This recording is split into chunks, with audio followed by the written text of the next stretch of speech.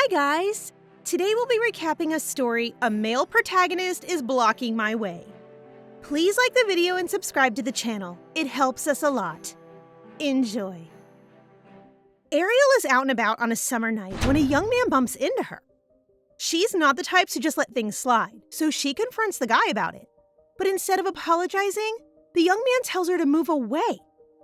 As a result, she becomes even more upset. But just a second later, armed men begin to circle them, now realizing that the young man is actually being pursued. The boss grabs Ariel by the hair while the young man begins to unsheath his sword in an attempt to save her. But to everyone's disbelief, our girl throws an uppercut with ease. That's an unexpected KO from Ariel. While the men are busy helping their boss, the young man urges her to escape to alert the guards, but she is unable to do so since the armed men are getting serious about taking them down. She also sees that the young man isn't in a condition to fight, so she decides to help him, but it's more like she's taking the men all on her own. After the chaos, the young man, who is still in shock, asks who she is, but rather than replying, she demands an apology and a thank you from him, which again, she does not receive. To stop him from running away, she locks her elbow around his neck, and that's when she first catches a glimpse of his stunning face. She can't stop staring at him since he's so handsome. Well, we can't blame you. Only to be startled when the young man thinks she's a little creepy. Anyway, the young man finally thanks her and asks for the address of the Pritz mansion, which is actually her house. When they arrive at their gate, she wakes up their guard, who apparently isn't surprised to see her sneaking out late again. But when he sees the young man's face, he quickly apologizes and lets them in. She casually talks to the young man, which surprised the guard, who realized their lady has no idea who she's with. His condition is getting worse when all of a sudden, their main door opens, with her brother raging at her for being late yet again and being surprised to see the young man, whom he refers to as Prince Siegfried. He is supposed to be coming to their house by carriage, but got attacked on his way. She can't believe that she brought the main lead into their house. Now in her room, she's looking more alive than ever. She can't sleep and is getting anxious since she can't completely remember the contents of the novel she's currently in. Well, to be honest, who can remember all the novels they've ever read? Actually, Ariel has read this in her past life, but she can't remember it because the novel isn't really her cup of tea. Thankfully, however, there are some portions that she can clearly recall, and that is Siegfried's story. It is stated that the first emperor of their nation was blessed by God and granted amazing abilities, which were passed down to his descendants, the imperial family. And as time went on, the purity of the first emperor's blood decreased, and the powers that were passed down gradually disappeared. However, there is still a way to tell if someone has the blood of the first emperor, and that is through their eyes. Purple eyes, which only the main character, Siegfried, has. Siegfried is the only child of the Empress, while Aisa is his half-brother and the son of the Emperor's mistress. One day, an unknown fire broke out at the Empress's house and killed her at a young age. The nobles who supported the Empress demanded a thorough investigation, but the Emperor totally ignored them and even gave the Empress's seat to his mistress. All of this happened when Siegfried was only 10 years old. And Duke Blanche has been caring for him ever since. She believes that Siegfried is now trying to get his throne back and remembers that according to the original novel, she is destined to be the prince's fiance, and becoming involved in the imperial family's war for the throne is the last thing she wants. It's been a week since Siegfried has remained at their estate, and she hasn't seen him except for the legislator who comes and goes in his room. Her thoughts are interrupted by her maid, who kicks her out of her room to clean and instructs her to read elsewhere. LOL. As she steps outside, she recalls an open area behind their mansion that would be ideal for her to read and relax, until she notices Siegfried practicing with a swollen wrist. She tries to leave, but not fast enough for the prince not to notice, so she has no choice but to greet him smilingly. All she gets in response is a blank gaze, so she smiles awkwardly and asks him if he's all right. But as expected, Siegfried coldly tells her that he's fine. Ariel still tries to be kind by offering him her handkerchief, but again, he refuses. She worries about his wrist, but remembers he is said to be a genius and will be a war hero in the future, so she just watches him practicing his sword. But as she observes him, she realizes that his actual performance falls short of her expectations of a genius swordsman. And without realizing, she blurts out nonsense, catching the prince's attention. It makes her panic and immediately apologizes while the prince accepts. And when his wrist begins to hurt again, she advises him to get it checked before it becomes a problem. And all she gets is him being rude again. She doesn't understand why he's so cold to her when it's only their second meeting today. And to her confusion, Siegfried simply dislikes her. There should be a reason why he hates her, right? Siegfried, who is innocently honest, tells her that when they initially met in the alley, he couldn't see her face properly. So when they returned to the mansion and the lights began to shine on her face, his stomach felt stuffy and gloomy for the first time, which he hates. In other words, he got butterflies in his stomach. While our girl here believes it is because he was in bad condition at the time. These two are so clueless. Afterwards, Ariel asks him straight out if he's still upset whenever he looks at her now. It looks like he doesn't hate her anymore and even apologizes for bumping into her that night. They got close enough that Ariel may now question why he wasn't doing well back then, and he discloses that Aisa tried to poison him to death. He feels better now, but not completely, given that he can't even swing his sword properly. So Ariel suggests wrapping his wrist, which he declines. But this time, she ignores him and grabs his arm, successfully wrapping the handkerchief around his wrist. Siegfried believes she is skilled at it and finds that she has been helping her younger and older siblings, who are frequently injured. So this is nothing new to her. As she is about to leave first, he unexpectedly grabs Ariel, causing her to utter a bad word, which the prince does not understand and tries to repeat. She covers his mouth while explaining the word and changes the subject to if he finds her pretty, making him flutter and ordering her to leave quickly.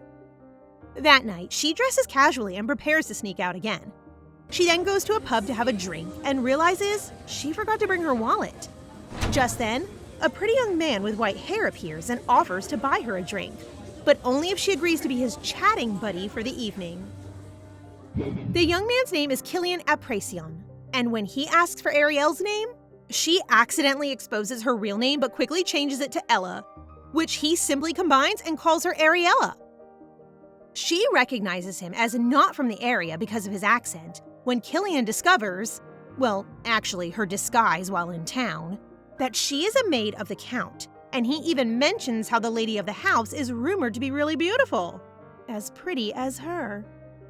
She is becoming wary of Killian, but she sarcastically asks him if he already has fallen for her looks. He continues and inquires about the guest who is currently staying at the Count's estate.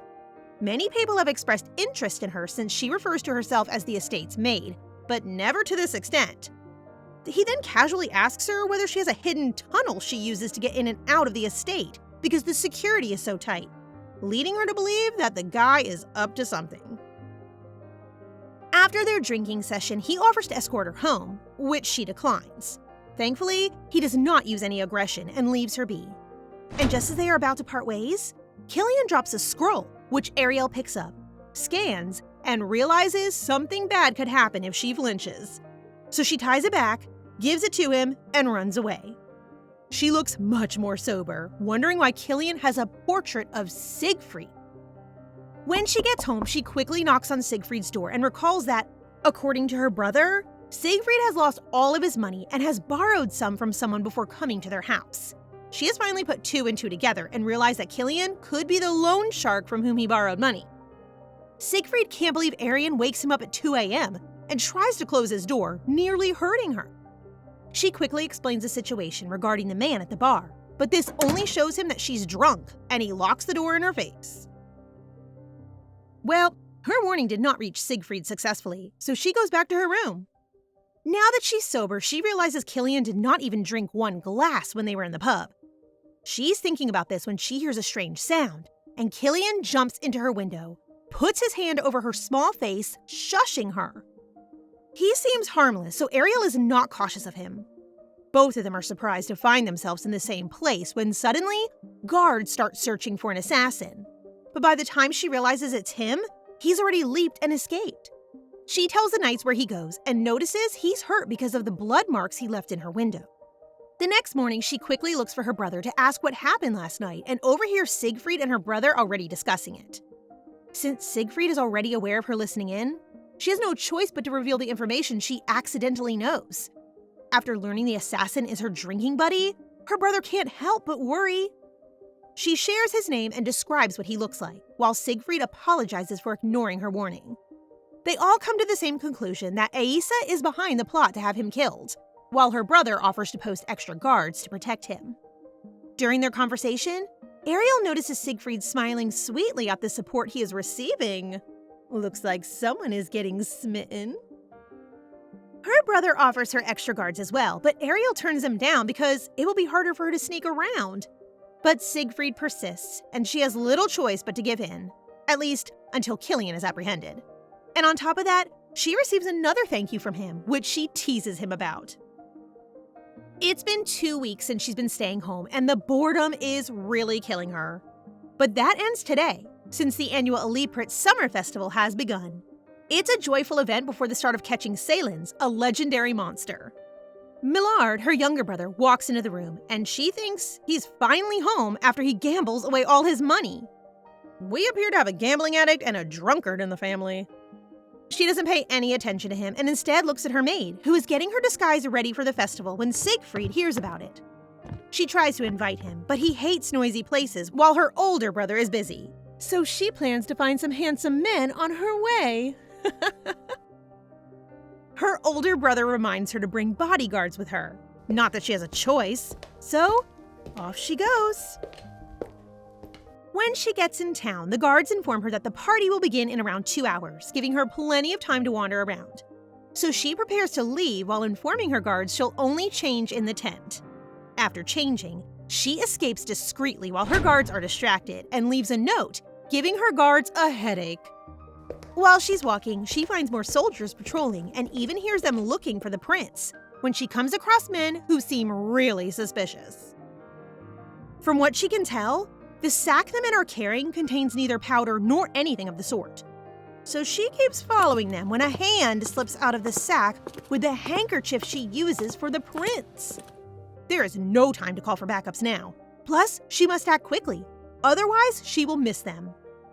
While she's thinking of her rescue plan, she does not notice that Killian, who's on the rooftop, has already found her hiding. She waits for the men to go, and when they do, she discovers the main door is locked and jumps through the window. The room is filled with wooden granaries and dust, making it difficult for her to see, so she whispers to hear if anyone is there and discovers the prince all tied up. She gives him a whack on the head since he seems to have passed out, and it actually works, waking up the prince. All he remembers is going out to eat with Millard, and while she's untying him, she can't believe he accepts her younger brother's invitation while refusing hers. But in his defense, she only asked him once. Their conversation is cut short when Killian appears and reveals he has been hired by Aisa, who has paid him a big sum of money in exchange for his head. Siegfried alerts him that the Knights of Elipritz are on their way, but Killian laughs at him, revealing that he chose the location specifically because it is full of firewood and intends to burn him to death without a trace. He then calls Ariel to come to his side, since she is not included in his plans, and mentions that he actually likes her, looking so handsome at that. Sir, please don't make us like you too. Ariel follows him so as not to provoke him, and then Killian throws oil all over the prince. Siegfried tries to bargain with him, asking how much Aisa has paid him and offering him 10 times that much. When he ascends to the throne, the diamond mines will be his, allowing him to confidently provide him 100-folds of what he currently receives. But Killian was unconvinced because there is no assurance he will become emperor. While he continues to speak, the prince gains enough time to untie the ropes and attack Killian with only Ariel's dagger. He is now faster and stronger than the last time she saw him training, which makes it hard for Killian to keep up with him. Killian admits defeat and agrees to act as the prince's assassin, but soon learns that the prince's earlier offer of 10 million was a bluff. Siegfried wants him under his wing and orders him to participate in the monster subjugation with him that will take place in 2 weeks. Did he just recruit the person who tried to kill him? Siegfried gives him a stern look, giving him a warning that he's only alive because of his mercy, forcing Killian to obey him. He then returns Ariel's dagger, and they both exit the storehouse when the knights, and especially Millard, who goes screaming towards the prince. He kneels down, apologizes, and notes the prince's disheveled appearance. He also notices his sister is with him, but she quickly makes up an excuse and takes him and the prince to the festival. She swiftly changes her attire and invites the prince to join her in eating and enjoying the festival. He can't believe she still wants to be with him after what happened. But Ariel's convinced that whatever happens, the prince will win. He still continues to worry, and she recalls what he said before and wonders if she needs to ask him how many times this time to get him to say yes, knowing that he truly wants to accompany her. He turns so red that he's exposed, but eventually caves in and follows her. Finally! They dine and discover exquisite stalls, but the place is becoming too crowded, and she notices Siegfried gradually falling behind and offers to hold hands with him. Our shy prince refuses and holds her sleeve instead, when Ariel grabs his hand and holds his wrist while they walk, making him really, really flush. Such a cutie. The two watch a puppet show, and she thinks he's still a kid for enjoying it. He then uses the chance to thank her for saving him today and for keeping it a secret from her family. He'll be leaving soon, so he doesn't want to worry the Ellipert's family. He knows that having them on his side will only put them in danger, but Ariel doesn't think the same way. Just like the other day, he would have ended up in a much worse situation if she hadn't found him, and tells him to ask for help when he's having trouble on his own, and reminds him that she's the daughter of one of the most prominent knights in the Empire, so she's not weak. And now we know why she is strong, and she jokes that a 15-year-old prince requires adult assistance. She appears confident as she tells him he can contact her at any time and she'll come running to help him, while he struggles to hide his flustered face while trying to glance at her. The next day, Millard keeps pestering her to have dinner with Baron Helix in exchange for paying off his debts, which irritates Ariel even more. Well, it's already perfect for her to get married, and if not the Baron, he asks for her ideal man when Siegfried appears, and she uses him as her excuse. Millard can't believe it since the two have a 5-year age gap. Okay, so to do the math, the prince is in his mid-teens while Ariel is already 20. Millard leaves in defeat while Ariel clarifies to the prince that everything she said was a lie. And he shyly agrees. But when she looks relieved, mentioning that she doesn't really prefer younger men, he is caught off guard and exclaims that he doesn't like older women either. LOL. It's been days, and the prince keeps avoiding her. But today, she finds him practicing with her older brother, Abuzian. So she approaches them and finds they are preparing for the upcoming monster subjugation. Her brother then gives her the wooden sword and tells the prince Ariel is actually far stronger than the knight they have. He wants to find out for himself and requests a sparring session with her. As soon as they begin, Ariel gets into offensive mode and can really predict his movements, which the prince finds strange. But when she's ready to land her fatal blow, she stumbles due to her heels. The prince lends his hand to help her while she teases him that she doesn't really prefer a younger boyfriend, and this time he asks why, and all he receives is the same answer. She attempts to go first, but he holds her and tells her not to. Well, at least the bro can read the room and leave first.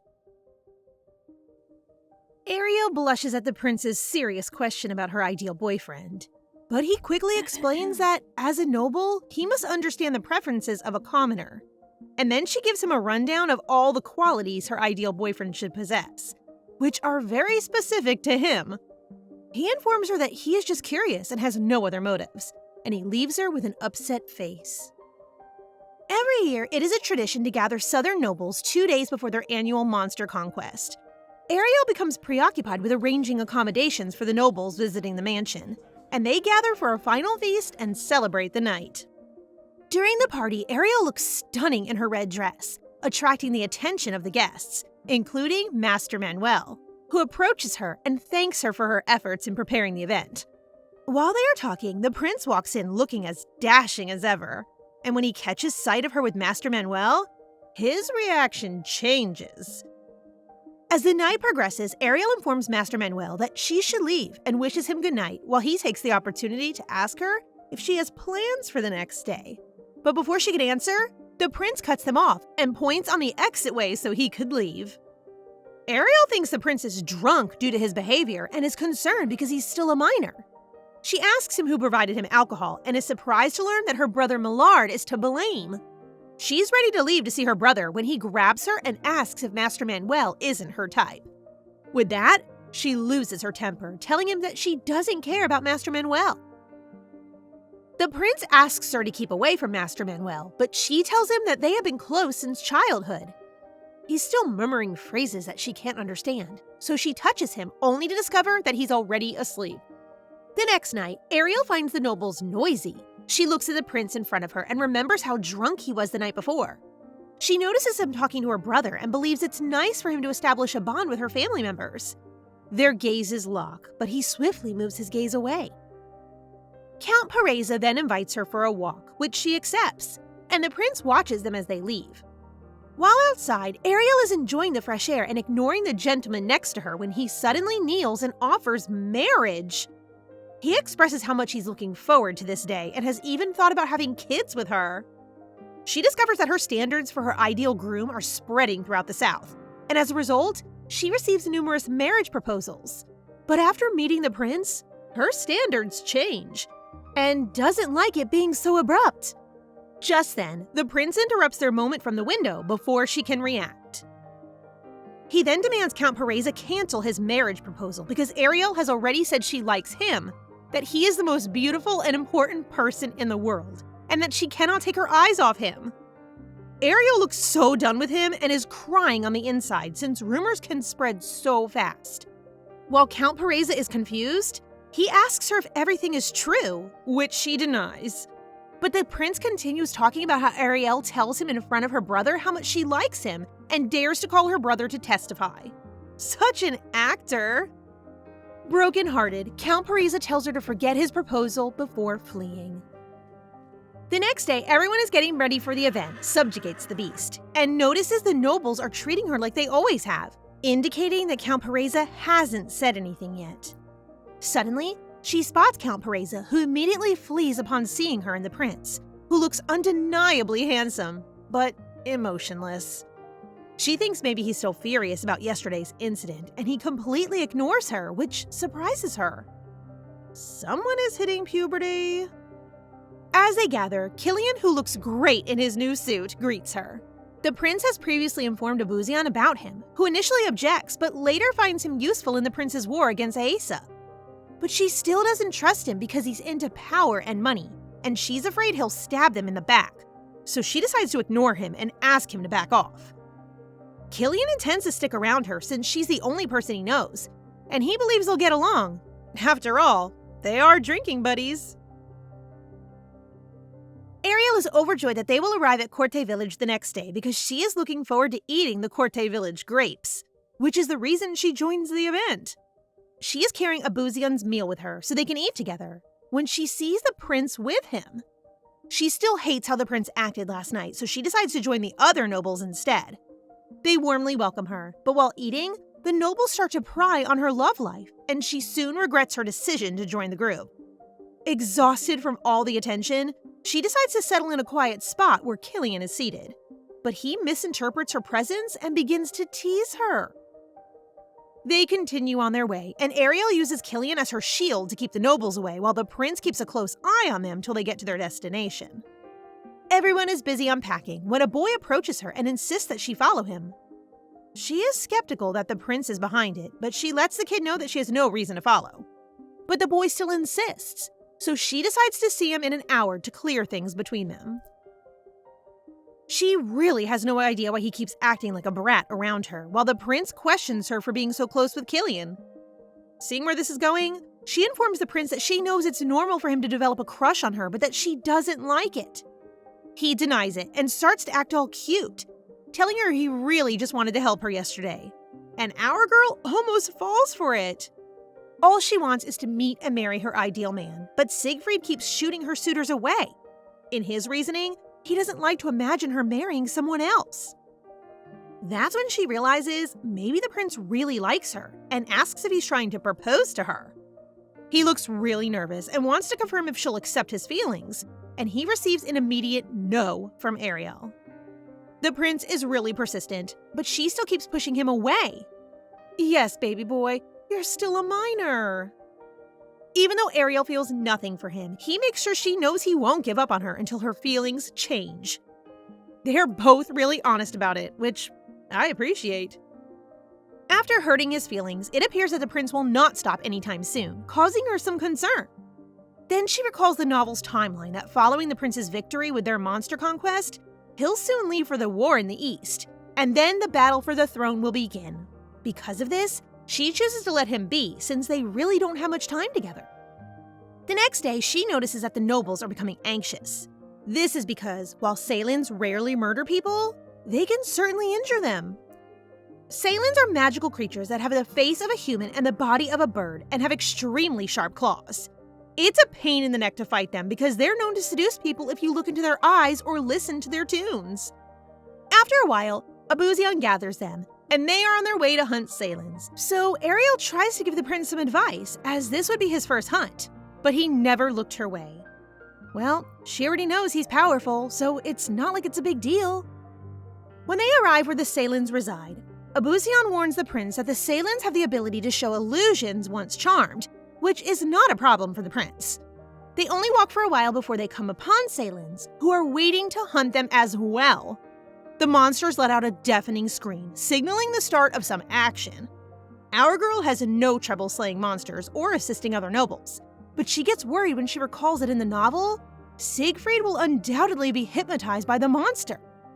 She searches for the prince, and there she finds him under the illusion. It's pointless. The prince can't hear her anymore, so she pins him to a big boulder, and this time, she gives him not a whack, but a really crispy slap. I really thought she was going to kiss him there, but that will surely work. Well, the slap did leave a bruise on his face, but he thanks Ariel for saving him when she herself becomes a victim of the illusion. She sees an adult version of the prince looking very handsome, and the tiny beauty mark makes him more attractive. Fortunately, she realizes she's in an elusive state as the prince shakes her non-stop and she becomes embarrassed, recalling how manly he is in the illusion. The prince wonders what she saw, and that's when she remembers that legend has it that sailens shows people their ideal type during illusions, which means someone is confused. She plans to keep it a secret until she dies, whereas the prince just admits he saw her. She tries to avoid the subject and reminds him that they should go back to their positions. And so they continue slaying sailens for a while now. But Siegfried surely has the most kills. While she observes him, she begins to wonder why his adult version appears in her illusion, and tries to recall whether Ariel loved the prince in the original novel. She brushes her thoughts aside for the time being and rushes to aid injured nobles when she hears someone screaming. She follows the familiar voice and finds Count Pereza in danger. She skillfully throws her sword at the sailor, killing it instantly and saving the count. She immediately tends to his wound, wrapping a bandage around his shoulders while he keeps glancing at her but draws a line since he knows she already likes someone, the prince. And despite her protests, Pereza is totally convinced that she has feelings for the prince. She then hears the prince crying out in pain as she argues with the count, but she knows he's simply imitating Pereza. So, as someone who has to help the wounded, she approaches him and irritably checks on his condition. All the while, he plays it sweet by telling her how much the slap hurts. She admits that she could not control her strength at the time and expresses her guilt. And in exchange, he wants to be treated by her since he also wants a reward for his relentless killing, which she accepts. She uses a handkerchief and treats his cheek when a sailen sneaks up behind them to attack. He swiftly carries her and kills the monster with a single slash before letting go of Ariel as he realizes their position. She admits he looks cool, but then catches him looking gloomy as he looks at the now dirty handkerchief they used. So she begins to tease him that regrettably, that is the end of his reward. Since he doesn't respond, she gives into her feelings of pity and agrees to do whatever he wants as a reward, thus restoring his joy. He points to the left side of his face, and surprisingly, she complies and kisses his cheek. Okay, I'll wait until you're of legal age so I can ship you two.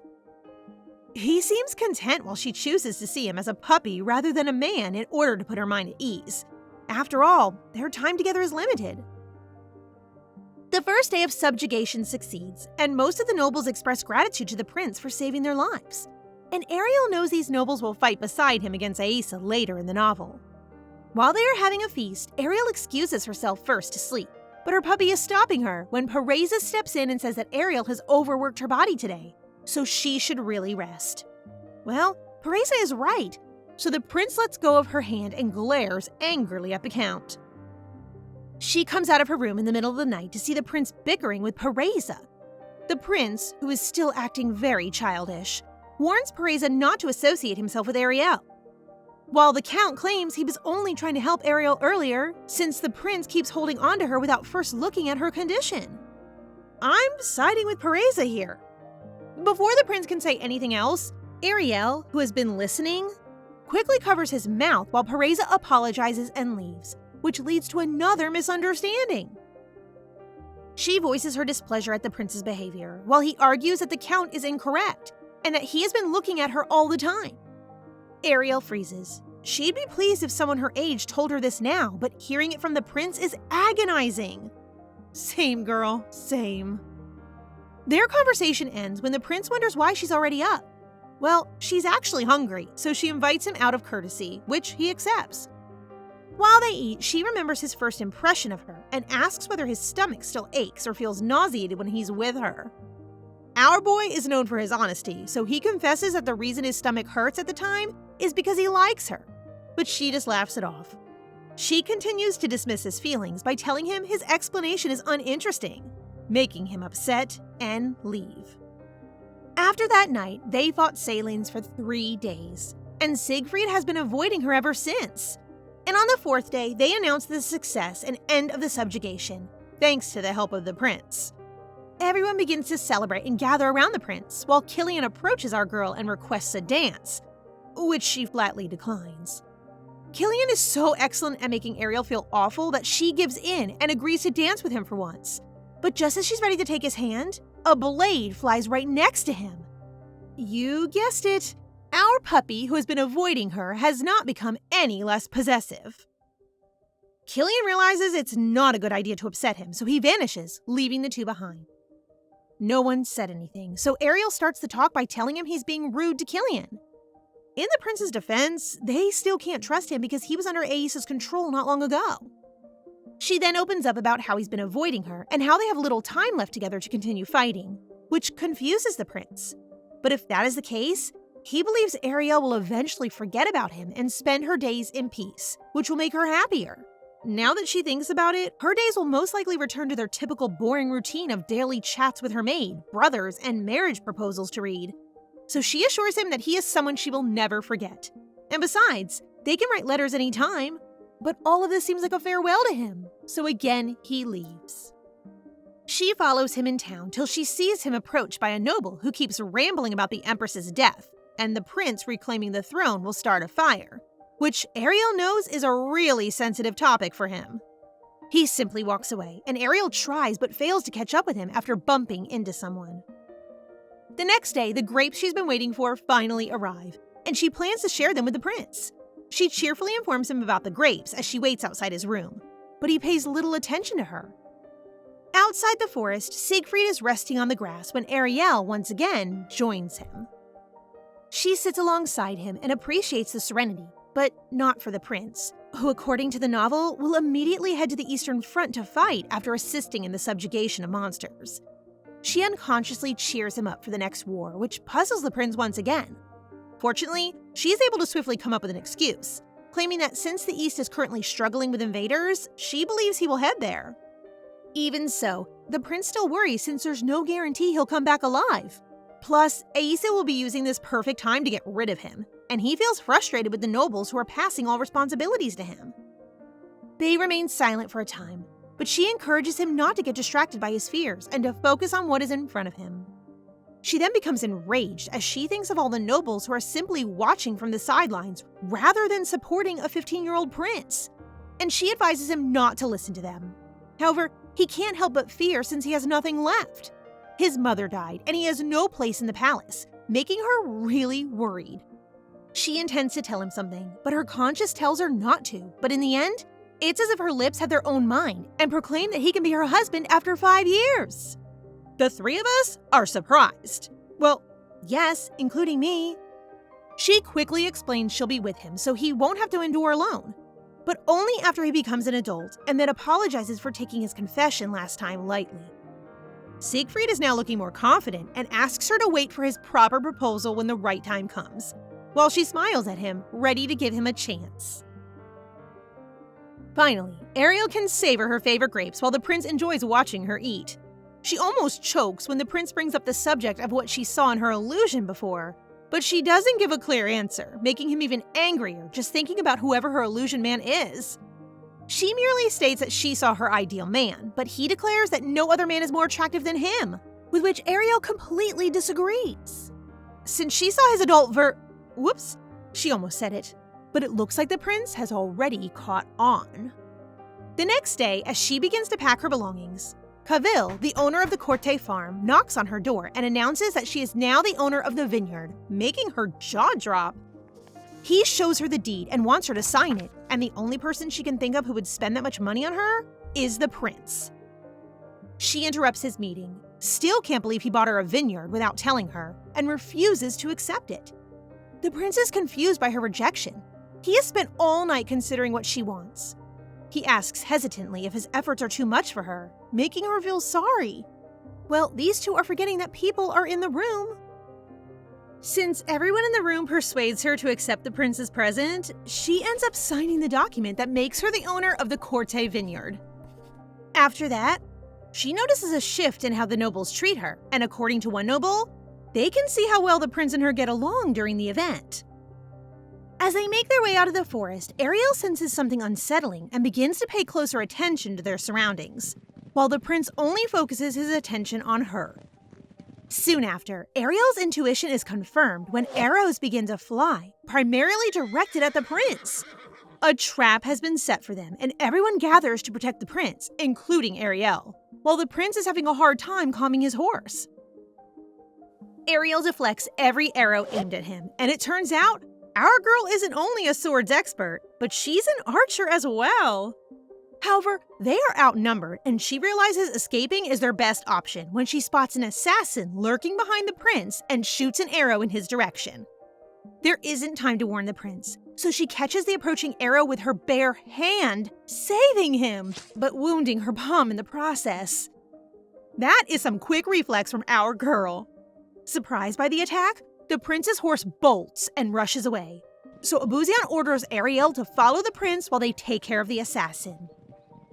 The attackers are not strong enough for Abuzian and his team, and Killian identifies one of the assassins and confirms that he remembers meeting him at the Crown Prince Palace. They all believe that it is the work of the Crown Prince, who is after His Majesty Siegfried. Meanwhile, Ariel continues to search for the prince, and he emerges from the bushes where he falls from his horse. The prince is fine and is used to the Crown Prince's attacks, but he's been taken off guard today because he's been more laid back than usual. Well, it's more like your focus is always on Ariel. Moreover, it's the first time he's ever seen somebody catch an arrow, and he expresses concern for her hand. As the prince checks her hand, Abuzian arrives and feels relieved that both of them are safe, despite Millard's arm damage and the knights who were injured. They then decide to camp for the night in order to attend to all of the injured members. Ariel can't sleep inside her tent, so she goes outside and finds the prince sitting in front of the fire, looking troubled. Anxious by his looks, she asks him if he's really okay. It appears the prince is concerned that if the crown prince keeps on trying to kill him, the people around him will get involved and hurt, yet he cannot afford to be depressed every time this happens. That takes a lot of mental strength, and he is simply glad that no one has been hurt today. This has made him think that he should train harder to stand up to the crown prince and to protect his people. Hearing his thoughts makes Ariel realize that the prince is very mature for his age, and she's glad that's how he views his situation. They arrived in the nearby countryside with the intention of resting for a day, but because some knights were seriously injured, they decided to stay for a few more days to heal. The area is full of tourist attractions, so the prince asks Ariel to take a walk by the sea with him and hopes to see a doll play with her. She is so enamored with the sea that the prince notices her reaction and smiles when he sees how happy she is. He expresses that he wants to give her everything she desires to prove how much she means to him, but she explains that she doesn't need extravagant gifts. As long as it comes from the heart, she will accept it. He begins to elaborate more, but she cuts him off, stating that the doll play will be starting. They watch the play together, but he leaves in the middle of it, saying he needs to do something and will return soon. When the show ends without him, Ariel feels even more upset, but she calms herself by considering all the reasons for his absence, including the worst-case scenario that he was attacked again. He returns safely, but she demands an explanation while he leads her the way, saying he wants to show her something. They settle beside the street, and the prince hands her a box. He wants to give her the sea, but now that he understands she will not take it, he has carefully chosen a jewel to express his love. Siegfried would normally buy all of the gemstones for her, but she notices the necklace contains a red stone that matches her eye color, and appreciates how much he wants her acceptance. She accepts his gift and promises to care for it. When they get back to the inn, one of the knights hurries over to tell them that the vineyard burned down and no one survived. When they finally get to the escort's mansion, they talk about the fire and learn that it was a warning from the crown prince to Ariel's family for helping Siegfried. Ariel wishes to organize a funeral for the farm's family members, but they learn that all that is left of them are their ashes. The prince appears composed as he admits that it was his fault, accepts that what has happened cannot be undone, and resolves to protect the lives of those who are still living. At that moment, Ariel realizes the kid in front of her is going to be the future emperor. He is resilient and never panics when difficulties arise. Abuzian tells them that the crown prince has raised the amount they have to pay for their land. This puts pressure on the escort's family, which has always been neutral. The prince understands the situation and decides to leave for the Eastern Front to build up his strength, create power, and protect those around him and her. While writing a letter to the emperor, he notices her sad face and assures her that his departure has always been the plan, so she doesn't have to worry. Ariel has trouble sleeping that night, so she goes for a walk and unexpectedly encounters her sneaking brother Millard returning home and confronts him about his gambling habit. She spots something he's holding and tells her that a man gave it to him, and he has no idea what's inside it. She warns him not to take anything he doesn't know, and they both open it to see what's inside, but find it not special. He explains that the man introduces himself as a servant in the imperial palace, and he never thought that he would give him something strange. She has her doubts, but she lets him go before their older brother sees him. Ariel is ready to return to her room when she notices the prince standing in front of her door. She invites him in, but he hesitates since he believes it is inappropriate to enter her room late at night. He actually saw her strolling outdoors and believes that something is bothering her, so he wants to check on her. Our brave little prince goes inside her room and teases her that he already knows who she saw during the illusion, and that is the grown-up Siegfried. Busted! Even so, they must wait another 5 years before they can move on with their relationship.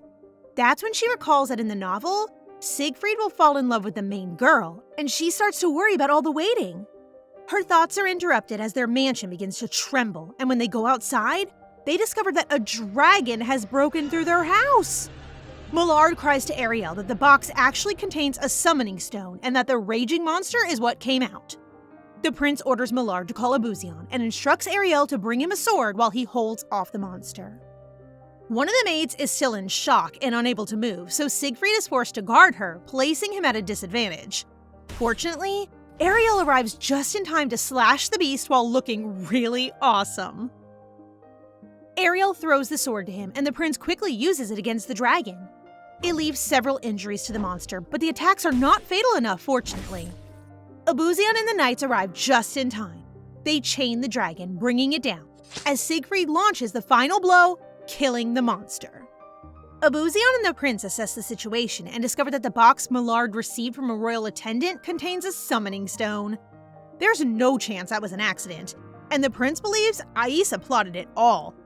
As everyone begins to leave the room, they fail to realize that the monster is only half dead and can still strike Ariel from behind. Millard is crying while Abuzian demands that the monster be removed when they hear Ariel. Of course, she's alive, but she's covered in blood, so her loving brother rushes to assist her, asking if she's hurt. Thankfully, she's quick enough to thrust the knife into the monster's mouth, so the bloodstains isn't hers but the monster's. With all the commotion happening, she notices the prince standing in the corner and finds him crying. He sounds so serious and tells her he can't afford to be with her. Reality suddenly hits him, and he realizes his path will be really difficult, and he can't afford to see her suffer because of him. and he is well aware of how weak he is, so his only option for now is to leave as soon as possible. Ariel, on the other hand, knows this is not the time to give him encouraging words, so instead, she gives him a warm hug, reminding him she'll always be with him. Aww. She wants him to know that no one is blaming him, and Abuzian agrees, inviting the prince to stay with them until he receives a reply from the Empire. Besides, he can't just run away from her now since he's the one who scared away all of her suitors. He calms down while Ariel wipes his tears. A sense of calm settles over their home after a few days, but she also notes the prince's growing gloominess. Millard, who is as cheerful as ever, invites the prince for a walk, but he ends up getting stomped on by Ariel and getting the cold shoulder from Abuzian. He's had enough of their treatment when they suddenly receive a knock from a royal knight. The knight casually walks in to escort Millard under the order of the crown prince. He announces that a treasure was stolen from the crown prince, and they have received a servant's confession that he handed it to the youngest son of the Elipritz family. Millard refuses because he has no idea the box belongs to the crown prince, but the knight is set about forcing him until Abuzian stops him. Even Siegfried starts to join their argument, saying that their arrest makes no sense since it takes a week to get from the Empire to the Elipritz estates, and the knight comes to investigate in just 2 days? This just means this again is all planned by Isa, while Millard starts to panic, yelling it's the servant's fault and not his. The knight is also losing his patience, but the prince intervenes before he becomes aggressive, and he guesses the crown prince has planned a condition. He's even ready to leave to the east and just waiting to hear from the emperor, which is exactly what the crown prince wants him to do. The knight delivers the crown prince's message that if he agrees to go to the battlefield, he will forgive and spare the Elipritz family, especially as Lady Ariel also appears as a possible crown princess candidate. Siegfried angrily accepts the condition, solving their problem for now while the knight leaves. Later that night, Ariel is out on a stroll when she spots the prince who is deep in thought, so she sits beside him. The prince is actually concerned that even Aisa is now interested in her. In addition to the men he met, there are other men who could steal her away from him. He stresses why he's born 5 years later than her, but he wants to be responsible and strong enough before he can confidently propose to Ariel. That's maturity over there. Ariel has no doubt that he will be stronger than the crown prince, which boosts his confidence. Then, he asks for Ariel's reassurance that she'll wait for his proposal when he returns, while Ariel humorously warns him not to bring along any other women. But the prince is dead serious as he gets closer to her and confesses she's the only one for him. Love sparkles around the two, and Ariel is torn between her feelings for him and her need to make the right decision when she unexpectedly receives a kiss on her cheek from the prince. Yes, that's the farthest you two can go. And the prince runs away, leaving Ariel, the girl who almost gave in. Girl, you need to pray. Anyway, the emperor's letter arrives after 2 days, granting him permission to set out to the east. The awaited day comes, and the four of them are having tea when Vanessa arrives to escort him on his journey. They exchange greetings, but Vanessa seems to not like the rumors he has with Lady Ariel. Ariel tries to calm down, but she already knows there's no guarantee that the nobles around them will accept whatever they have. To her surprise, the prince proudly confirms that Ariel is indeed his lover, well in the future. She spills her tea, embarrassed by how he just announces their, future relationship, which based on her is still uncertain. She never wanted to be linked to the royal family, so she put a line between them, but in the end, she fell for the second prince. Ariel feels defeated and shyly instructs him to write letters and take responsibility for blocking her marriage path since she'll wait for him, which the prince accepts. And so she waves him goodbye while feeling anxious and excited for the future. As time passed, her longing for the prince unexpectedly grew, and so she focuses her time on renewing the vineyards and occasionally making fun of her brother. And like the prince promised, he keeps sending her letters and writing about his accomplishments over the years. And before you know it, year 5 has arrived. Millard hands her the letter from the prince, and she can't quite believe that he would actually write to her consistently and enclose jewels each time. Her excitement grows as she reads the letter, and she grabs Millard before joyfully announcing the return of the prince.